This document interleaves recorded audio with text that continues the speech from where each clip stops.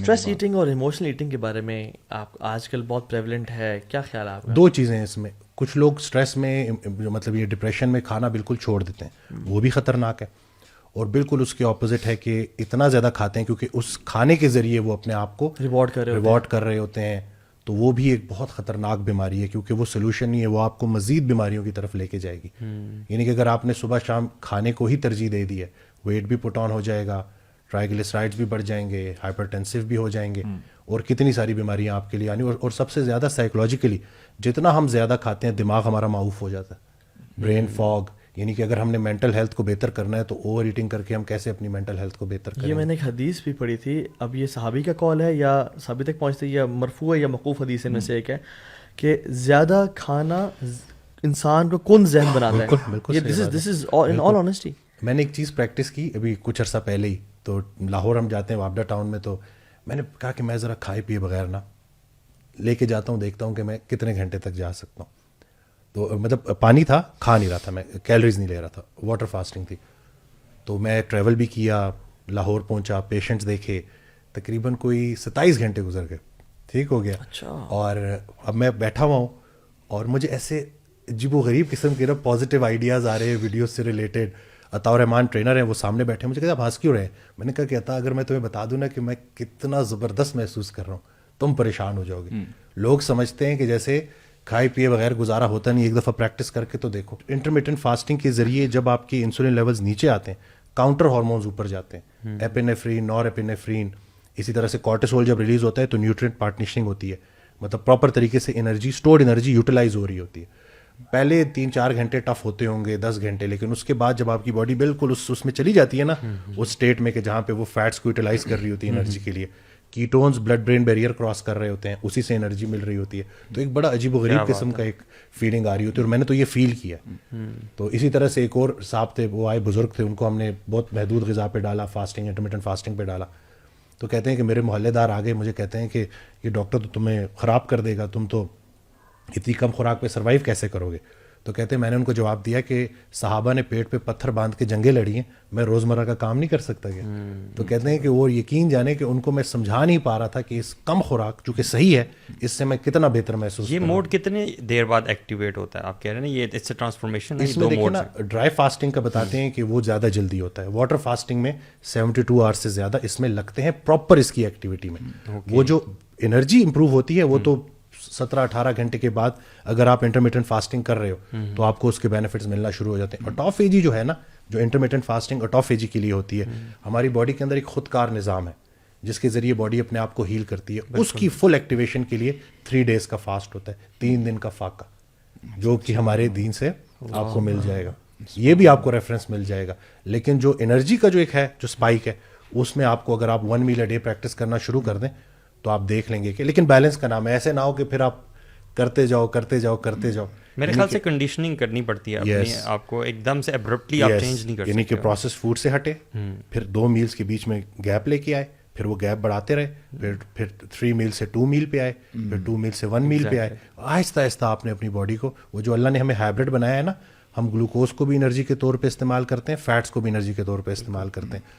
تو جب ہم کچھ نہیں کھا رہے ہوتے تو اسٹورڈ فیٹ یوٹیلائز ہو رہا ہوتا ہے, اور وہ کہاں سے ہو رہا ہوتا ہے, فیٹی پینکریاز, فیٹی لیور, جتنے یہ آرگنس کے اوپر جو ایک ڈرٹی فیٹ ہوتا ہے, ایک ٹاکسک فیٹ ہوتا ہے, وہ یوز ہو رہا ہوتا ہے. یعنی کہ آپ کی باڈی کے اندر ایک کلینزنگ چل رہی ہوتی ہے. اللہ تعالیٰ نے کہا کہ یہ لوگ کریں گے تو ایسے نہیں, مہینہ ایک رکھ دیتے ہیں جس میں زبردستی ان کی کچھ کلینزنگ, اور اگر نہیں رکھیں گے تو 60 روزے بھی رکھیں گے تاکہ نہ چھوڑے مزید کلینزنگ. یہ بھی میں نے حدیث پڑھی صحیح بخاری کی, جس میں آپ نے فرمایا صلی اللہ علیہ وسلم کہ اگر تم گروپ میں بیٹھے ہو نا تو 2 کھجوریں ایک ساتھ مت اٹھاؤ. صحیح بخاری کا اتھینٹک حدیث ہے. 2 کھجوریں ایک ساتھ مت اٹھاؤ جب تک تم ساتھ سے پرمیشن نہ لے لو. یعنی سلو ایٹنگ کرو, ایک کھاؤ اور بعد میں دوسری کھاؤ. ہم جب ایون بچے بھی ہوتے ہیں نا, ہم کی یہ یعنی ہم ان کی تربیت ہی نہیں کرتے کہ بیٹا جب چپس کھا رہے ہو فل کر لیتے ہیں, پلیٹس پہلے کھولنے سے پہلے اور چپس ہو تو وہ 2 چپس کٹے, 3 چپس کٹے. حالانکہ یہ سنت میں سے ہے کہ بیٹا 1 چپس ایٹ اے ٹائم. میں نا بڑا تیز تھا, ٹھیک ہے, میں نا ایسے چپس لے کے نا نیچے رکھ ہو جاتا تھا, کچھ کھا رہا ہوں کچھ نیچے رکھ. جب ختم ہو گیا نا چلے گئے تو میں نے پلیٹ لیا. کیا بات ہے, یہ تو ٹیکنیکل بات ہوگی, یاد سیکھ لیا بہت سارے لوگوں نے, بڑے لوگوں نے سیکھ. اچھا وسیم بھائی ایک بات بتائیں, ایک بندہ کہتا ہے کہ وسیم بھائی ٹھیک ہے میں موٹیویٹڈ فیل کر رہا ہوں بٹ مجھے ڈر ہے کہ میں کہیں اتنا زیادہ نہ بڑھ جاؤں اس میں کہ میں اپنے برین کو یا اپنی ہیلتھ کو ڈیمیج کرنا شروع کر دوں, ٹھیک ہے. سو اگر مجھے آپ بتائیں کہ میں کتنے میلز پر ڈے پہ آ جاؤں, کیا 1 میل ہیلدی ہے, نمبر 2 کتنی سلیپ, جو آپ نے 4 چیزیں بتائیں اس کا ذرا بیئر منیمم بتائیں. دیکھیں 6 آورس کی سلیپ ہونی چاہیے, اور وہ بھی رات کی, کہ رات کو 10 بجے 9 بجے سو جائیں, عشاء کے بعد, اور 2 بجے تک آپ بیچ میں اگر جاگ بھی جاتے ہیں, ٹھیک ہے, تہجد کے لیے اٹھتے ہیں, وہ سب کے اوپر فرض نہیں ہے, لیکن اگر آپ بہتر سمجھتے ہیں تو مطلب اس میں بہت سارے فائدے ہیں. اسی طرح میں ایک بات ایڈ کروں گا, ہمارے شیخ ہمیں کہتے ہیں اور وہ بڑے ایکسپرٹ ہیں, کہتے ہیں سکسیزفل پیپل جو ہائیلی سکسیزفل اینڈ پروڈکٹیو ہوتے ہیں they work from 2 AM to 2 PM بس. کیا بات, ان کا جو ورک اسکیجول ہوتا ہے نا, یعنی جو ایکٹیویٹی اسکیجول ہے ان کا, اللہ it's from 2 AM till 2 PM. 2 بجے اٹھے. اچھا وہ سوتے کب ہیں پھر, یعنی کیونکہ اسلام میں نا راتیں پہلے آتی دن سے, جو بندہ اپنی راتیں منظم کر لیتا ہے وہ اپنے دن منظم کر لیتا ہے, اور وہ رات جلدی سو گئے, عشاء کے فوراً بعد سو گئے, اور 2 بجے اٹھ گئے.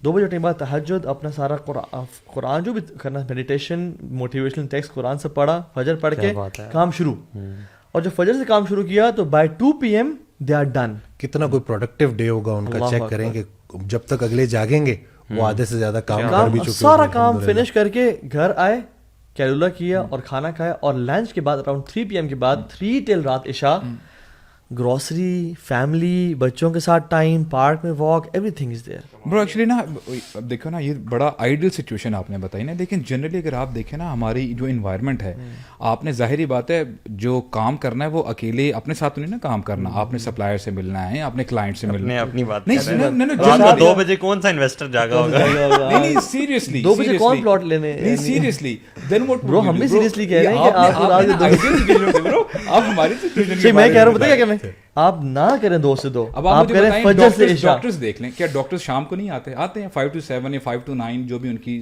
شفٹ ہوتی ہے, تو دیر آر پیشنٹس ہم ہو ول کم کریں ان دی ایوننگ, ہم فجر سے عشاء کر لیں, یعنی ہم, میں کہہ رہا ہوں یہ تو سپر اے گیمرز ہیں نا. میں بچوں کو پک کرتا ہوں نا صبح, اور پھر میرا رات کو 9 بجے کے بعد 9:30 بجے کے بعد میرا جاگتا رہنا امپاسبل ہے, وہ ہو ہی نہیں سکتا. آپ کو مطلب ریسٹ لینا ہے, کیونکہ فجر سے عشاء اپنا اسکیجول رکھیں, عشاء کے بعد سو جائیں انشاءاللہ. بیسٹ اس میں نا آپ نے یہ سلیپ کی بات کی کہ پہلے سلیپ اپنا کم از کم اتنا کریں, اور دن کے ٹائم بھی سونے کو پریکٹس کریں, کہ بے شک 1 گھنٹے کا ایک نیپ وہ آپ لیں, اس سے انشاءاللہ کافی بہتری ہوگی. وہ جب بی پوڈ کاسٹ شروع سے پہلے ریسرچ شیئر کرتے جو گریک تھی وہ, ہاں بالکل, کہ اس میں گریس میں یہ دیکھا گیا کہ کچھ عرصے کے لیے, یہ ڈاکٹر میتھیو واکر ہیں, انہوں نے 20 سال سلیپ کے اوپر ریسرچ کی ہے, آپ سرچ کر سکتے ہیں ان کو. تو انہوں نے بتایا کہ کس طرح سے کچھ عرصے کے لیے نا ایک اسٹڈی کی گئی کہ یہ جو کیلولا تھا دوپہر کے ٹائم سونا, اس کو ختم کیا گیا, اور پھر دیکھا گیا کہ اس کے ہیلتھ کے اوپر کیا امپیکٹ ہے. تو دیکھا گیا کہ ان میں دل کی بیماریاں بڑھ گئیں.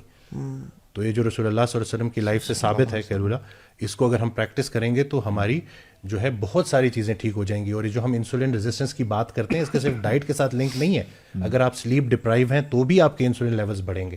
ایک اور اسٹڈی انہوں نے شیئر کی کہ کچھ لوگوں کو سلیپ ڈپرائیو رکھا گیا فار 6 months, اس کے بعد جب ان کا HbA1c ریپیٹ کرایا گیا تو جتنے بھی نارمل تھے وہ سب پری ڈائبیٹک ہو چکے تھے یا ڈائبیٹک ہو چکے تھے.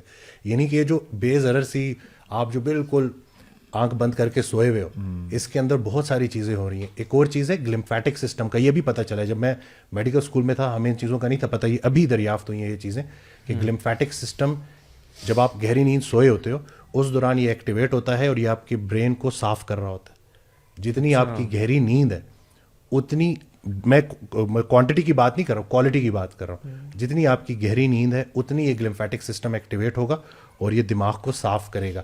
اسی طرح سے ہپوکیمپس میں, یعنی کہ اگر آپ اچھی نیند لے رہے ہو تو آپ کا حافظہ بھی بہتر ہوگا, اور جو نئی چیز آپ سیکھنا چاہتے ہو وہ بھی آپ بہتر طریقے سے سیکھ سکو گے. دونوں کے لیے نیند کی کوالٹی بڑی میٹر کرتی ہے. اس دن ایک حافظ قرآن آئے, ان کو جب میں نے یہ ڈاکٹر میتھیو اگر کے سارا بتایا نا, تو کہتے ہیں کہ میں اس کو ریلیٹ کر سکتا ہوں. جیسے ہی جب میں حفظ کر رہا تھا, جب میں سبق پڑھتا تھا, اور فجر کے بعد جب میں اٹھتا تھا اور میں اس کو دوبارہ سے ریکال کرتا تھا, اس کو دوبارہ سے میں اس کا کہ وہ پکا ہو جائے میرا وہ سبق, تو جو فجر کے بعد میں یاد کرتا تھا وہ مجھے نیند کے بعد نہیں, کہ جب سو کے میں اٹھتا تھا تو میری وہ یادداشت سب سے اچھی ہوتی تھی, مجھے میمورائز کرنے میں زیادہ مشکل نہیں ہوتی تھی. تو یہ جو نیند ہے نا, اور پھر نیند بھی ایسی کہ جس میں ڈسٹربنس نہ ہو. رات اللہ نے اسی لیے بنائی ہے نا کہ اس میں آپ کو وہ اندھیرا بھی مل گیا, میلاٹونن, وہ ساری کی ساری چیزیں, ساری پیچھے اس کی بھی سائنس, اسی طرح سے خاموشی مل گئی, تنہائی مل گئی, ٹھیک ہے نا, کافی چیزیں. تو اس کو آپ پراپر طریقے سے یوٹیلائز کریں. اور خیر الامور اوسطھا, بہترین کام وہ ہیں جو میانہ روی کے ساتھ کیے جائیں. تو ایک بیلنس ہے جی. جب آپ بیلنس سے آؤٹ ہوتے ہو تو آپ کی باڈی چیخیں مارنا شروع کر دیتی ہے بیماریوں کی شکل میں. انگزائٹی, ڈپریشن کتنا کامن ہو گیا.